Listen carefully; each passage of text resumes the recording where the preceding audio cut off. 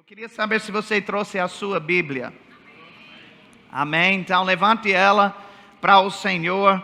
Se você não tem vergonha da sua Bíblia, então levante ela e faça uma declaração junto comigo. Diga: Senhor, eu creio na tua palavra. Ela é vida para mim. Portanto, a recebo com mansidão, alegria e expectativa, que ela transforme a minha vida hoje, em nome de Jesus. Amém. Glória a Deus. Algumas semanas atrás eu fiz um estudo que eu nunca tinha feito antes, que foi sobre os 12 apóstolos. E eu quero ministrar para vocês um pouco dentro desse tema, mas antes mesmo de a gente falar sobre eles especificamente, eu queria dar uma pequena introdução para que você possa entender o nosso objetivo com essa ministração. A Bíblia diz em Hebreus 6, versículo 12, para que não vos torneis indolentes, mas imitadores daqueles que pela fé e pela longanimidade herdam as promessas. Então, o autor de Hebreus, ele destacou 2 pontos positivos na vida dos santos do Antigo Testamento, que foi fé e longanimidade. E ele disse que nós devemos imitar estas pessoas nesses mesmos pontos. Já em 1 Coríntios capítulo 10 e versículo 6, a Bíblia diz: ora, estas coisas se tornaram exemplos para nós, a fim de que não cobicemos as coisas más, como eles cobiçaram. Nessa passagem a gente vê o apóstolo Paulo falando exatamente o contrário do que foi dito em Hebreus capítulo 6. Nessa passagem ele destaca vários pontos negativos na vida do povo de Israel. No versículo 6 ele fala sobre cobiça. No versículo 7 ele fala sobre idolatria. No versículo 8 ele fala sobre fornicação. No versículo 9 ele fala sobre tentar a Deus. No versículo 10 ele fala sobre murmuração.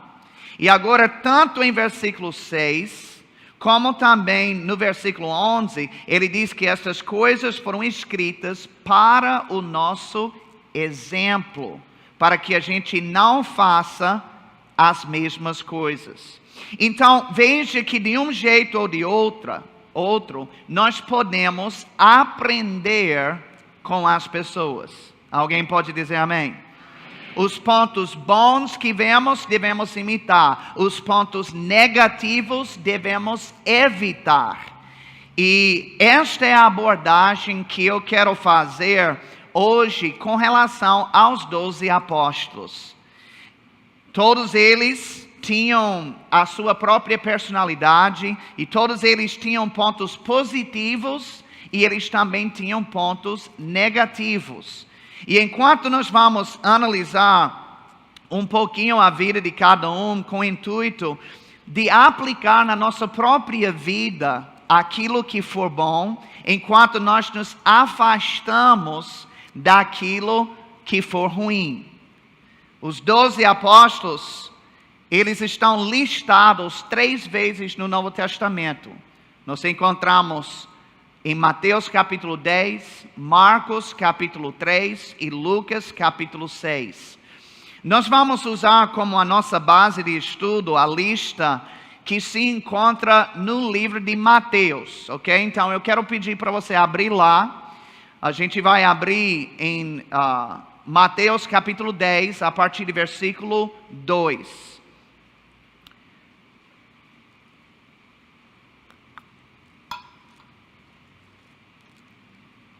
Aqui diz assim: ora, os nomes dos 12 apóstolos são estes. Primeiro, Simão, por sobrenome Pedro, e André, seu irmão, Tiago, filho de Zebedeu, e João, seu irmão, Filipe e Bartolomeu, Tomé e Mateus, o publicano, Tiago, filho de Alfeu, e Tadeu, Simão o Zelote e Judas Iscariotes, que foi quem o traiu. Agora, por uma questão de organização, nós vamos analisar cada um na ordem que se encontra nessa passagem, tá bom? Então, o primeiro apóstolo que é mencionado é Pedro. E observe que ao listar os 12, Mateus disse primeiro Simão, por sobrenome Pedro. Inclusive, todas as 3 listas colocam Pedro como sendo o primeiro, dando a entender que ele ocupava algum papel de liderança. E em Gálatas 2, versículo 9, o apóstolo Paulo descreve Pedro como sendo de fato uma das colunas da igreja. Quando a gente analisa a vida dele, a gente vê que ele escreveu 2 livros do Novo Testamento. Ele experimentou o sobrenatural de Deus em áreas que mais ninguém vivenciou. A Bíblia diz que ele andou por sobre as águas. E diz que apenas a sua sombra curava pessoas. Agora, esses são pontos positivos na vida de Pedro.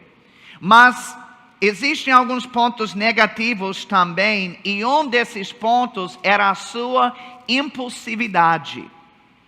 A Bíblia diz em Eclesiastes, capítulo 5, versículo 2... Não te precipites com a tua boca, nem no teu coração se apresse a pronunciar palavra alguma diante de Deus, porque Deus está nos céus e tu na terra, portanto sejam poucas as tuas palavras.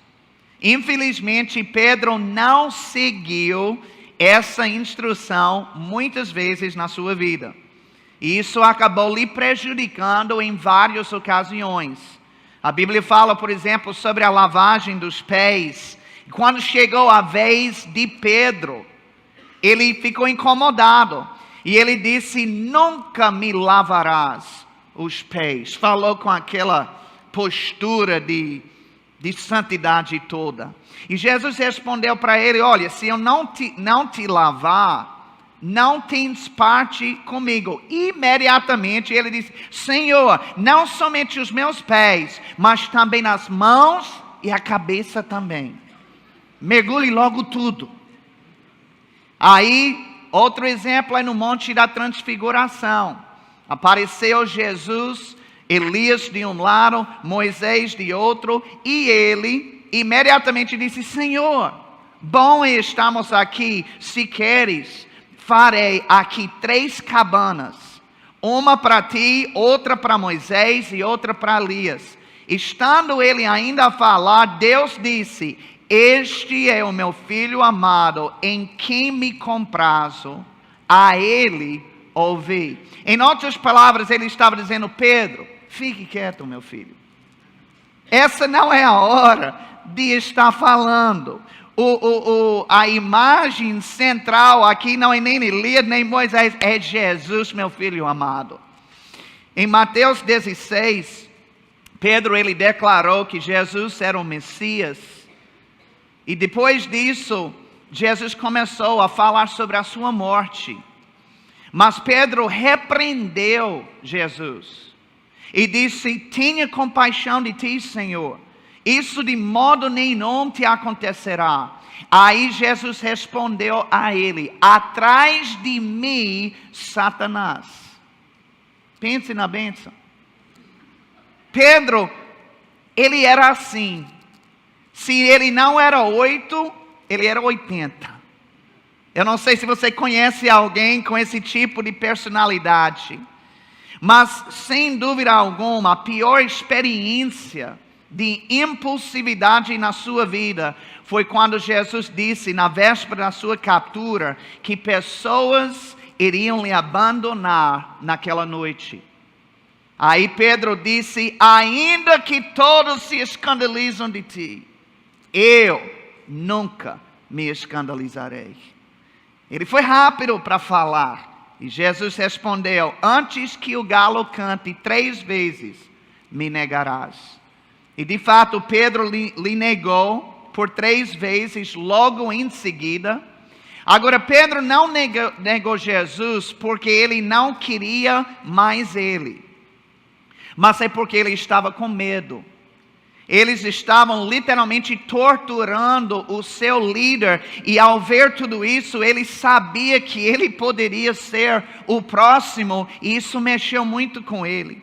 Inclusive, depois do acontecimento, a Bíblia diz que ele chorou amargamente. Você já fez algo do qual você depois se arrependeu e chorou amargamente? Foi isso que aconteceu com ele. E em meio a tudo que Pedro fez e falou, Jesus conseguiu ver além da superfície, e ele identificou o coração dele, que o coração dele estava certo, estava correto. Quantos sabem que a gente pode estar errado na mente, mas correto no coração? E Deus enxerga o nosso coração. Então, quando Jesus ressuscitou, um anjo disse a Maria e a Maria Madalena: ide dizer aos seus discípulos e a Pedro. Isso é significativo. Jesus destacou Pedro de todos os outros discípulos, porque ele queria que Pedro soubesse que ele continuava lhe amando, mesmo depois de tudo que ele tinha feito. Sabe que com você não é diferente? Com certeza nada que você tenha feito se compara com a gravidade do que Pedro fez, ao ponto de negar o próprio Jesus. E se Jesus continuou amando a Pedro e acreditando nele depois de tudo isso, então quanto mais ele não vai fazer o mesmo por você. Amém? Se você errou, se arrependa, alinhe o seu coração com Deus novamente, porque Ele te ama e Ele está disponível para a sua vida. Agora, depois de Pedro, nessa lista de apóstolos, vem o nome André. E André é até um nome bem comum aqui no Brasil, né? A gente conhece muitos Andrés. André era um discípulo de João Batista. E foi esse vínculo que ele teve com João Batista que fez com que ele conhecesse a Jesus antes de qualquer outro apóstolo. André foi o primeiro de todos de conhecer a Jesus. Inclusive, ele era o irmão de Pedro. Ou seja, quem apresentou Pedro a Cristo foi o seu irmão André. E sabe que isso é interessante porque a Bíblia não tem muito a falar sobre André, mas ela fala bastante sobre Pedro. Às vezes a gente pode conduzir pessoas a Cristo que acabam fazendo mais para o reino de Deus do que nós mesmos. Eu nasci de novo quando eu era adolescente, com 12 anos de idade. Meus pais tinham acabado de se divorciar. E eu cheguei na igreja determinado que eu iria aceitar Jesus. Era uma igreja tradicional. E eu, na verdade, eu estava com pressa. Eu queria que o sermão acabasse logo para fazer o apelo para que eu pudesse aceitar Jesus. Eu já cheguei pronto. E aí o pastor chamou, orou comigo e eu me converti naquele dia. Aí os anos foram passando, eu me tornei missionário, eu morei nas Filipinas, vim ao Brasil, preguei em 9 nações e eu tinha muita vontade de voltar a ver esse homem, esse pastor que me conduziu a Jesus, para poder agradecê-lo e poder compartilhar com ele o que Deus tinha feito na minha vida. E um dia Deus me deu essa graça. E eu encontrei com ele na cidadezinha de onde eu fui criado. E eu agradeci a ele pela sua obediência, por me conduzir a Jesus. E eu fui contar a ele sobre como Deus me tornou um missionário. Eu estava pregando em várias nações. Eu estava pregando em nações que ele mesmo nunca pisou. Mas ele tem uma parcela naquilo que eu alcanço, por causa do seu investimento na minha vida. Ele nunca imaginou, quando aquele guri de 12 anos chegou chorando, que um dia iria pregar o mesmo evangelho em lugares que nem ele mesmo iria. Querido, deixa eu te dizer uma coisa, é por isso que nós devemos valorizar cada pessoa que nós evangelizamos. Porque nunca se sabe se aquela pessoa de repente não seja o próximo Billy Graham. Talvez você não dá nada para ela agora, mas o que Deus pode fazer em 10 ou 20 anos é explosivo. Aleluia. Então André, ele não é muito falado na Bíblia, mas ele tem um galardão celestial, porque foi ele que levou Pedro a Jesus Cristo. Depois de André, a Bíblia menciona Tiago, filho de Zebedeu. E daqui a pouco a gente vai encontrar outro Tiago, que é filho de outra pessoa. Então isso é importante, porque são pessoas diferentes.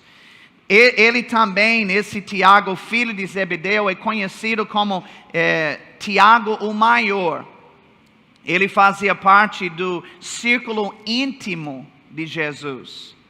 Dos 12 apóstolos, havia 3 que andavam mais perto de Jesus, que era Pedro, Tiago e João. Não sei se você já ouviu aquela música, Pedro, Tiago e João no barquinho. Pois, esse é o Tiago que está sendo descrito aqui nesse momento.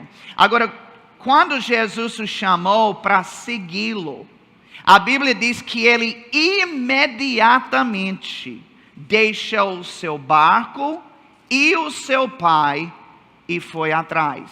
Quantos sabem que aquele barco era o seu emprego, tá? E o pai representava toda a sua família. Isso mostra o nível de desprendimento e de compromisso que ele teve com o Senhor. Ele deixou o seu emprego, ele deixou a sua família para poder cumprir a vontade de Deus para a sua vida. E aí eu pergunto a você, até que ponto você estará disposto a cumprir o chamado de Deus para a sua vida? Pessoalmente falando. Se fosse necessário largar o seu emprego, ou largar a sua família para poder fazer a vontade de Deus, será que você faria? Você tem um desprendimento até esse nível? Eu lembro nitidamente, antes de eu ir para as Filipinas, porque o primeiro lugar onde eu fiz missões foi nas Filipinas. Eu pastoreei uma igreja pequena lá com 21 anos de idade. E eu lembro orando lá nos Estados Unidos, preparando meu coração para a ida. E eu falei com Deus na maior naturalidade. Eu disse, Senhor, eu irei para qualquer lugar e eu farei qualquer coisa para o Senhor. E sabe que eu não medi esforço para falar isso. Isso foi tranquilo, isso foi com pureza. Mas eu fiquei alarmado com a resposta que Deus me deu. Ele disse, Darren, você ficaria surpreso em saber quantas pessoas não podem dizer isso a mim. E eu fiquei surpreso mesmo. Sabe, o chamado de cada um é diferente e as exigências não são iguais, mas todos nós devemos ter a disposição de largar tudo e todos para poder fazer a vontade de Deus. O compromisso de Tiago para com Jesus foi até a morte. Inclusive, ele foi o primeiro entre os 12 a ser morto. Ele foi decapitado por ordem do rei Herodes Agripa I. Então, Tiago o Grande, ele representa para nós um homem desprendido e compromissado com a vontade de Deus a todo custo. Amém? Depois dele, a Bíblia menciona João. João era o irmão de Tiago que nós acabamos de descrever. E depois de Paulo, ele foi quem mais escreveu livros no Novo Testamento. Ele escreveu o Evangelho de João, as 3 cartas de João, o livro de Apocalipse. E João não apenas fazia parte do círculo íntimo de Jesus, mas de todos os 12 apóstolos, ele era o mais próximo, o mais íntimo do Senhor. Na última ceia, por exemplo, Jesus disse que alguém entre os 12 iria traí-lo. E aí, ao invés de Pedro perguntar pessoalmente, diretamente a Jesus, ele pediu para João fazer essa pergunta. Porque ele reconheceu que João tinha mais intimidade com Jesus do que ele. Inclusive, João estava reclinando sobre o peito de Jesus na hora que Pedro pediu para lhe perguntar. Na hora da sua crucificação, a pessoa que Jesus pediu para cuidar da sua mãe, sabe quem foi? João. Que também é uma demonstração de intimidade. João estava também um pouco convencido, viu? Sobre esse amor e intimidade que ele tinha com o Senhor. Ele estava tão convencido dessa intimidade que ele se autonomeava o discípulo a quem Jesus amava. Amém? Imagine, ele é o autor do livro de João, ele está escrevendo sobre ele mesmo e o discípulo a quem o Senhor amava. Pense na humildade do cara, ele sabia quem ele era mesmo em Cristo. E sabe, ele disse isso por várias vezes no seu evangelho. Agora, João não ficou íntimo com Jesus do nada. Quantos sabem que ninguém fica íntimo com outra pessoa do nada? Não é algo que simplesmente acontece. Isso é algo que ele desejava e algo que ele perseguia. De todas as coisas que nós podemos desejar nesse mundo, a principal deve ser intimidade com Deus. Todos os anos eu gosto de fazer os meus alvos. Porque a gente precisa ter metas, objetivos e alvos para a nossa vida. E assim, eu não posso dizer quantos anos que eu faço a lista. Sempre o que está no topo é uma maior intimidade com Deus. Sabe, João, ele conseguiu andar tão próximo de Jesus desse jeito.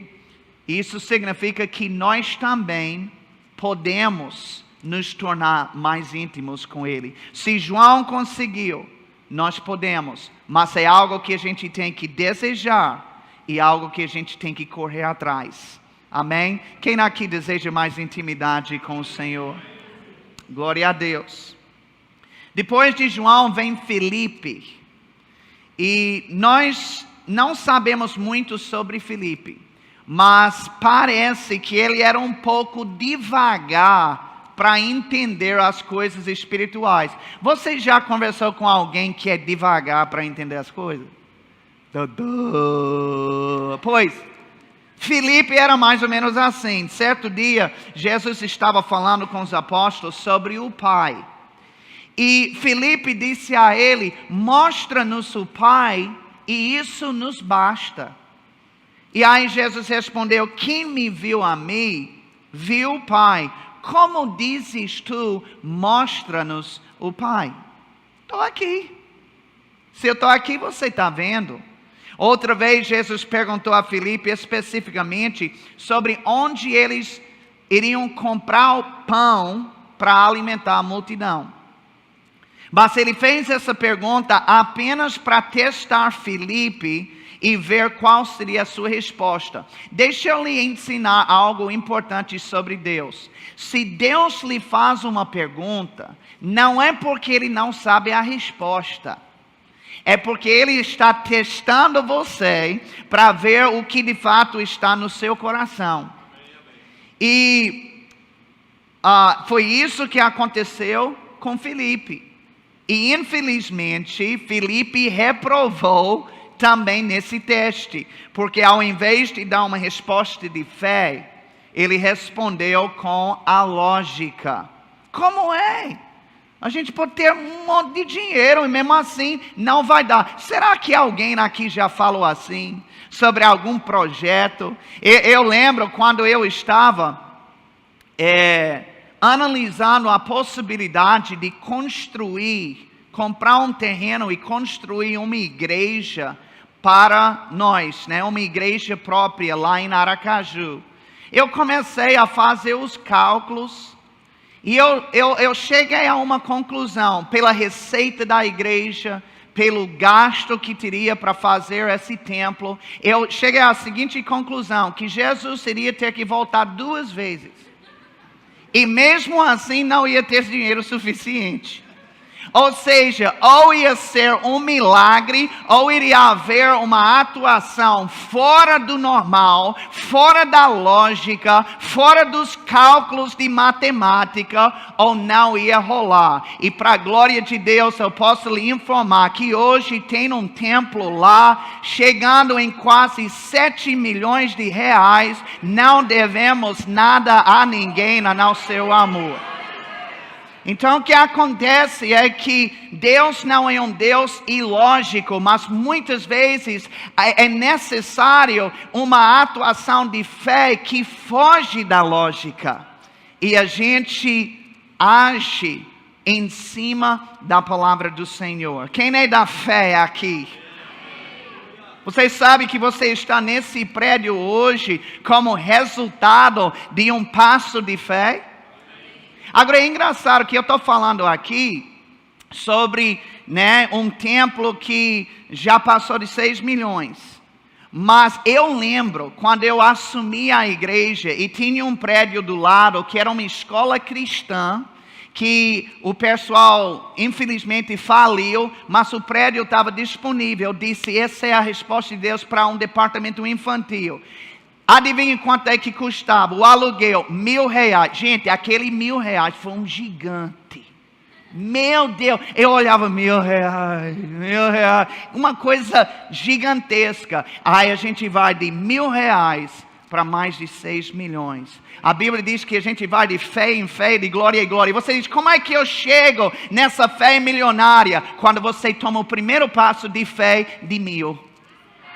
Se você nunca toma o passo do 1.000, você nunca chega no 1.000.000. Mas quando você age em fé, ela vai expandindo, ela vai crescendo e você vai avançando esferas maiores. Alguém pode dizer amém? É por isso que essa igreja está em uma esfera, mas essa não é a última esfera. Deus está expandindo a visão. Aleluia. E eu percebo no meu espírito que vai sair desse lugar também pessoas e obras missionárias em outras localidades, nos interiores aqui desse estado. Deus vai usar esse lugar como base missionária de envio. Aleluia. E pessoas chegarão aqui para receber alívio e para abanar a chama da fé. E quando chegam aqui vão perceber fé. Aleluia. Um ambiente tão denso que você pode cortar com a faca e pegar um pedaço de fé e levar para casa. Alguém pode dizer amém? Diga, eu sou da fé.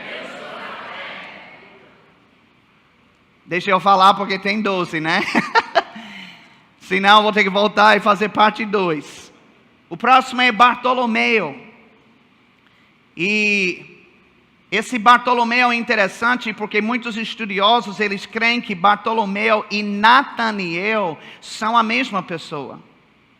O nome Nataniel não é mencionado em nenhuma das listas dos apóstolos encontradas em Mateus, Marcos ou Lucas. Mas no livro de João, o nome dele é citado sim. inclusive entre os outros apóstolos. Algo também curioso é que o nome Bartolomeu sempre aparece junto com Filipe.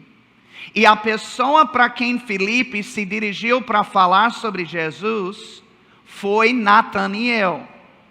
E para tentar explicar isso um pouco melhor, eu tenho um pastor auxiliar lá em Aracaju, e quando eu estava conversando com ele para trazê-lo para a equipe, eu perguntei a ele, eu disse, me diga uma coisa, eu devo lhe chamar de quê? De pastor Rodrigo ou de pastor Pasquete? Ele disse, na verdade, o que você preferir? Ele disse que tem pessoas que me chamam de Rodrigo e tem pessoas que me chamam de Pasquete. E de fato, até na própria igreja tem pessoas que chamam ele pelos dois nomes. Quantos sabem que ele não é duas pessoas? Mas ele atende pelos dois nomes. Esse foi o caso de Bartolomeu. E é bom que a gente entender isso, porque a única coisa que a Bíblia fala sobre Bartolomeu, sabe o que é? O nome. Não fala mais nada. Só diz que teve um cara chamado Bartolomeu. Agora, sobre Nataniel, a Bíblia conta um pouco mais. Quando Filipe falou com Nataniel sobre Jesus, ele disse que eles haviam achado Jesus de Nazaré. E foi nesse momento que Nataniel perguntou se alguma coisa boa poderia vir de Nazaré. Talvez alguém tenha dito isso sobre Marabá. Será que alguma coisa boa pode vir de Marabá? Sabe, às vezes pessoas julgam ou desprezam outros por causa da cor da sua pele, ou por causa do lugar de onde nasceu. Eu lembro que eu estava em viagem anos atrás, e o piloto do avião estava conversando comigo, percebeu que eu era americano, que eu vinha de fora, e gente, ele estava esculhambando o Nordeste. Ele disse que o Nordeste não presta, o Nordeste é ruim. E quando ele falava sobre o Sul e o Sudeste, ele botava lá em cima. O Sul e o Sudeste ele botava para cima. O Nordeste ele botou lá embaixo. E quando ele terminou de falar tudo, ele perguntou, e você está indo para onde? Eu disse, o Nordeste. Aí ele amarelou, né? Obviamente ele não esperava isso. Mas sabe que Nazaré era um lugar simples e pequeno, mas saiu dele a maior bênção que o mundo já viu. Tenha cuidado com preconceitos. Jesus morreu por todos e ele derramou o seu espírito, a Bíblia diz, sobre toda a carne. Amém? Cada pessoa, independente da cor da sua pele, da sua língua, de onde nasceu, tem grande valor diante de Deus, tem um plano do Senhor e é ungido para fazer grandes coisas no seu nome. Depois dele vem Tomé. Alguém aqui já ouviu falar de Tomé?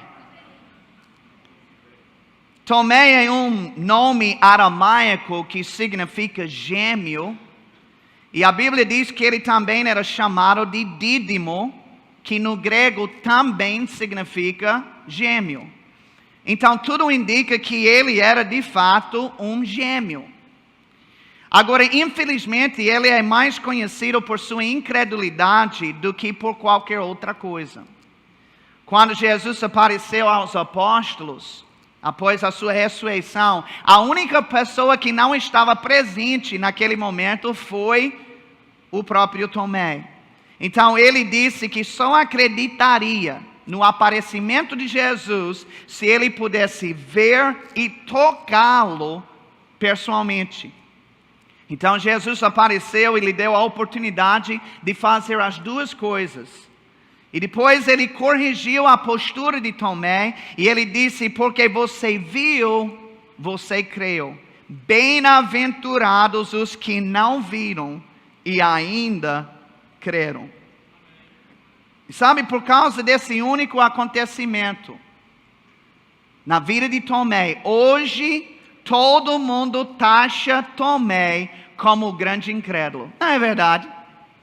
Inclusive, quando eu perguntei, alguém já ouviu falar de Tomé? Eu garanto que imediatamente você pensou com muita sutileza, aquele incrédulo. Claro que eu sei quem é. Não é? Ele já carrega esse estereótipo por causa desse único acontecimento que a gente lê na Bíblia. E sabe, esse de fato não foi um momento bom na vida de Tomé. Mas quantos aqui também já tiveram momentos que não foram tão bons na sua vida? Algum momento que talvez olhando para trás você se envergonha, você, vixe, o que foi que eu fiz? Mas sabe que isso não definiu quem Tomé era. Antigas tradições cristãs contam que depois Tomé se tornou um missionário e pregou o evangelho na Índia, onde ele acabou sendo um mártir para Cristo. Ou seja, ele continuou firme em Deus, ele continuou frutificando no seu reino. E nós precisamos ter cuidado com os rótulos que as pessoas tentam colocar sobre nós. Pode ser que a gente tenha de fato errado em algum momento, mas aquele erro não define quem nós somos ou o que podemos fazer. Amém? Nós podemos consertar e seguir para frente. Nós podemos aprender dos erros. Ao invés de ser uma pedra de tropeço, pode ser uma pedra que nos faz escalar mais alto. O sábio, ele aprende dos erros para que ele possa ir mais alto e mais longe. Depois de Tomé, a passagem menciona Mateus. Mateus era um publicano. E os publicanos eram aqueles que eram responsáveis pela arrecadação de impostos para o Império Romano. E eles eram desprezados pelos judeus por dois motivos. Primeiro, porque eles mesmos eram judeus que estavam cobrando impostos do povo judeu para dar aos romanos.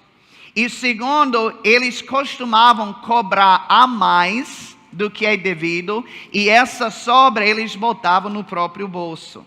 Ou seja, eles mentiam e eles roubavam do povo judeu. Então eles eram odiados por causa disso. E quando Jesus chamou Mateus, ele deixou tudo isso para trás. A Bíblia diz, e seguiu a Jesus. Ele deixou esse lucro, ele deixou essa vida errada de engano para poder seguir a Jesus. Sabe que existem pessoas aqui mesmo que também se envolviam em coisas que eram ruins e ilícitas no passado? Se a gente fosse passar o microfone, eu acho que muitas pessoas poderiam dar um testemunho, a respeito de coisas ilícitas que você praticava antes de Cristo. Mas não importa quem você era ou o que você fazia antes do Senhor, antes do seu encontro com Ele. Quando Jesus entra na nossa vida, Ele não somente nos transforma, mas Ele também nos capacita a construir uma reputação totalmente nova em Deus.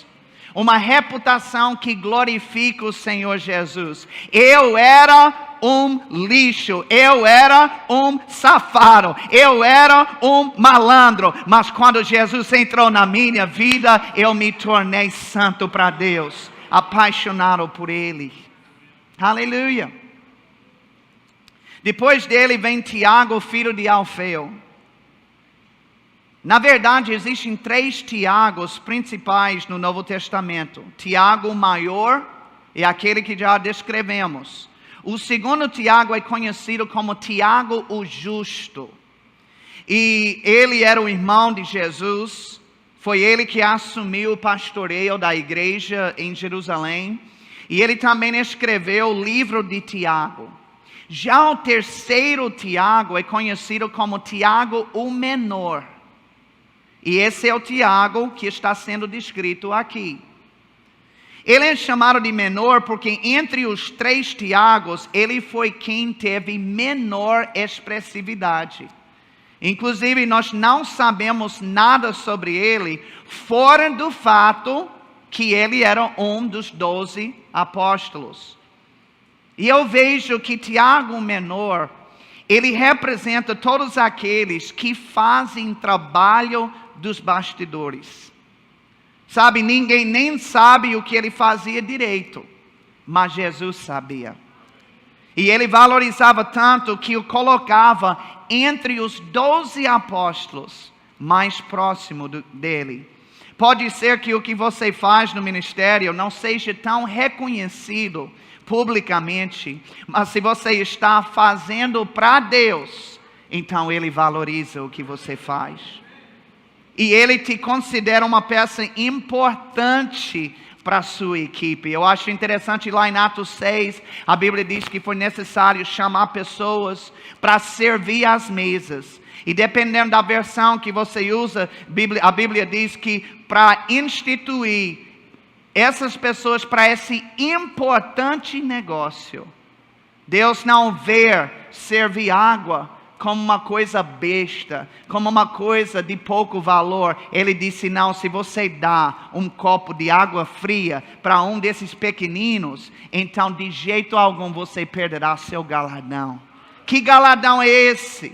É o que o pastor vai dar? Não, esse galardão vem diretamente do trono de Deus.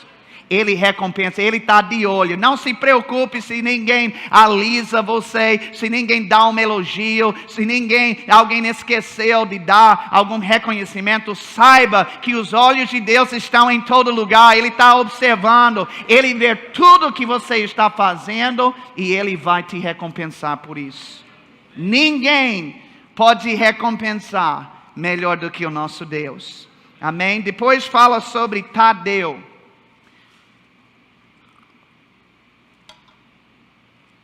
Estudiosos, eles creem que Judas era um nome dado a ele, a esse homem, ao nascer, esse Tadeu. E que Tadeu era um apelido que deram a ele depois.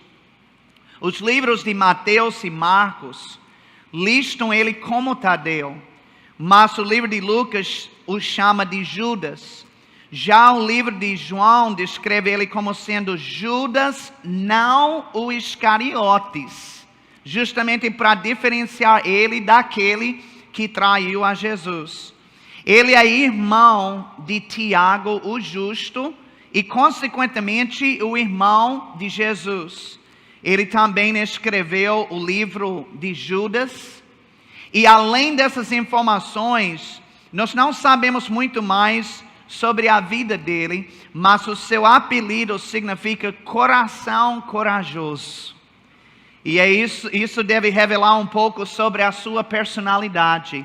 De fato, requer coragem para seguir a Jesus e fazer a sua vontade, amém? Eu posso falar por experiência própria, tem muita coisa que eu já fiz para Deus, que se eu não tivesse coragem, eu não teria ido. Lembra quando Josué assumiu a posição de Moisés? Ele disse, seja forte e corajoso. E ele não falou uma vez, nem 2 vezes, nem 3 vezes. Várias vezes ele tinha que repetir. Por quê? Porque tem coisa que em Deus, a única maneira que a gente vai conseguir realizar é com fé e coragem.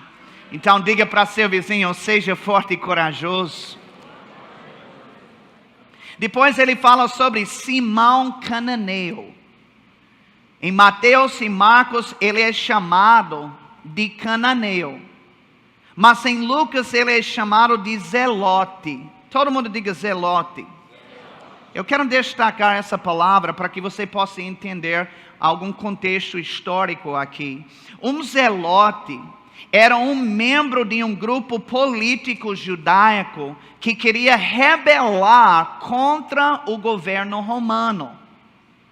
Agora, essa era a realidade desse Simão. Ele era um zelote. Ele era dessa facção, desse grupo político que queria rebelar contra o governo romano. Já Mateus era um judeu que trabalhava em parceria com o governo romano. Ou seja, eles vinham de partidos políticos que eram totalmente opostos um ao outro na sua visão e nos seus valores. E Jesus pega os dois e coloca lado a lado para trabalhar juntos para Ele no seu reino. É impressionante o nível de agressão e de inimizade que é criado entre pessoas crentes que não compartilham do mesmo viés político. Nós estamos entrando nos próximos meses na eleição presidencial. Essa eleição está quente, né? Tem gente que está fervendo com essa eleição. E sabe que existem irmãos que nem se falam, mesmo dentro da igreja, porque são de partidos políticos diferentes. Tem um que é da bandeira tal cor, outro que é da bandeira tal cor. Entra na mesma igreja e ele já se afasta. Não quer conversar, não quer papo. Jesus não permitia esse tipo de comportamento perto dele. Partidos políticos afastam, Jesus une. A gente pode não concordar com tudo que o nosso irmão pensa, mas nós temos o dever de amar ao nosso próximo, independente de quem for o seu candidato. Amém? E eu vou lhe dizer uma coisa: governo perfeito só vai ter quando Jesus vier para reinar no milênio aqui na terra. Até lá, sempre, todos os candidatos que você pode imaginar, vai ter alguns pontos bons, mas vai ter pontos negativos também. E a única bandeira que na igreja é para a gente levantar é Jeová Nissi, o Senhor é a nossa bandeira. Aleluia. E para finalizar, irmãos, chegamos no famoso Judas Iscariotes. Na verdade, eu não teria nem que falar muita coisa. Eu acredito que quase todos já têm uma noção da vida de Judas. Judas Iscariotes é o apóstolo que traiu Jesus. Agora, eu não creio que isso foi algo que ele sempre planejou fazer. Até porque quem lhe escolheu foi o próprio Jesus, que inclusive ele só escolheu Judas depois de ter orado a noite toda. Quantos sabem que Jesus sabia ser guiado pelo Espírito Santo? Então eu creio que Judas chegou a esse ponto gradativamente, que ele foi piorando como aquele efeito bola de neve. A Bíblia diz, inclusive, que um abismo chama outro abismo. Judas, ele tinha um problema grave com dinheiro. Cuidado com a maneira que você pensa e lida com dinheiro. Porque esse foi o primeiro problema que a gente identifica na vida de Judas. A Bíblia diz que o amor ao dinheiro é a raiz de todo o mal. Ele começou furtando os recursos que eram arrecadados para a obra de Deus. Agora eu vou lhe dizer uma coisa: todo tipo de furto é ruim, é pecado, mas furtar aquilo que é consagrado para a casa de Deus, eu acredito que não existe coisa pior. Não existe um tipo de furto pior do que esse.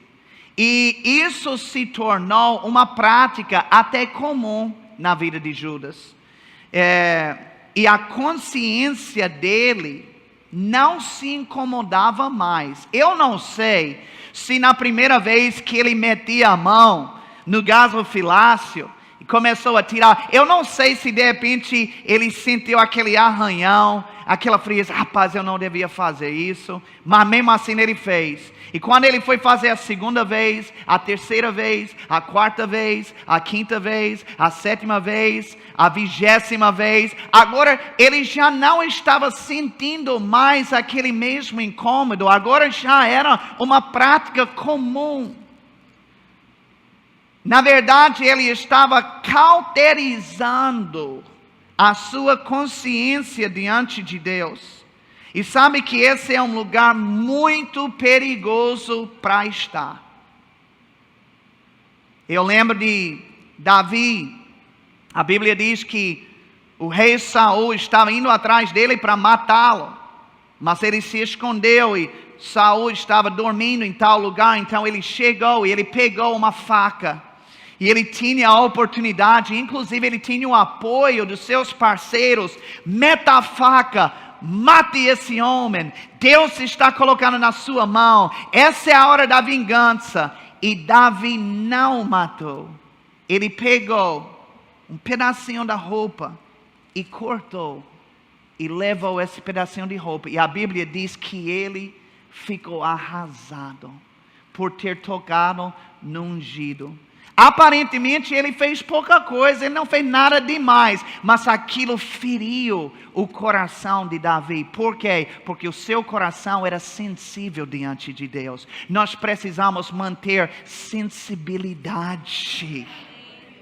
Judas roubou tanto a casa de Deus, o dinheiro sagrado ao Senhor, que ele cauterizou o seu coração. Ele perdeu a sensibilidade daquilo que é sagrado. E sabe, às vezes pessoas querem saber se é possível para alguém perder a salvação. E eu não creio que seja possível alguém perder a salvação como alguém perde as chaves do carro. Eu não sei quantos de vocês já tiveram essa experiência. Meu Deus, eu preciso sair. Cadê a chave do carro? Filha, você viu a chave do carro? Isso é algo involuntário. Você não perde sua chave de propósito. Amém? Eu não creio que alguém perde a salvação desse jeito. De uma forma involuntária. Eita caramba, acabei de perder a salvação. Poxa, não é assim. Perder a salvação, eu creio que é quando uma pessoa ela consegue chegar a um ponto tão afastado de Deus e com o coração tão cauterizado que ela consiga renunciar o mesmo Cristo que antes ela aceitou. Eu não digo que isso seja uma coisa fácil, é como eu estou falando. Ele não furtou uma vez, duas vezes. É um processo de cauterização, mas é por isso que a gente precisa se afastar do pecado, que a gente deve odiar o mal, porque quanto mais a gente se entrega e se familiariza com isso, mais duro o coração fica diante de Deus. E aí eu creio que foi isso, essa é uma crença pessoal, que foi isso que aconteceu com Judas. Porque em Mateus 26, versículo 24, Jesus disse que teria sido melhor se Judas nunca tivesse nascido. Agora pense sobre isso. Todo mundo que vai para o céu, alguém aqui vai para o céu? Levante sua mão se vai. Se você não tem certeza, a gente vai orar por você já já. E você vai poder ir com a gente, porque eu vou, viu? Todo mundo que vai para o céu, por mais que eles tivessem sofrido na terra, vamos dizer que a terra foi uma desgraça, foi horrível aqui na terra, mas mesmo assim, vale a pena ter nascido. Por quê? Porque depois de todo aquele sofrimento terreno, agora vão desfrutar da vida eterna com Deus para todo sempre. Então a única pessoa que seria melhor não ter nascido é aquela que vai ao inferno. Porque entre nunca nascer e sofrer no inferno para toda a eternidade, é melhor nunca ter nascido. Alguém concorda com isso? Agora a Bíblia diz que no final, Judas acabou cometendo suicídio. Tem muita coisa que eu poderia falar sobre isso, mas vou resumir dizendo o seguinte: eu não creio que foi suicídio em si que levou Judas ao inferno, mas sim foi a sua rejeição do Senhor Jesus Cristo que o levou lá. Se a única coisa que pode nos levar ao céu é a aceitação de Jesus. Então a única coisa que pode nos impedir de chegar lá é a rejeição do Senhor Jesus. Alguém pode dizer amém?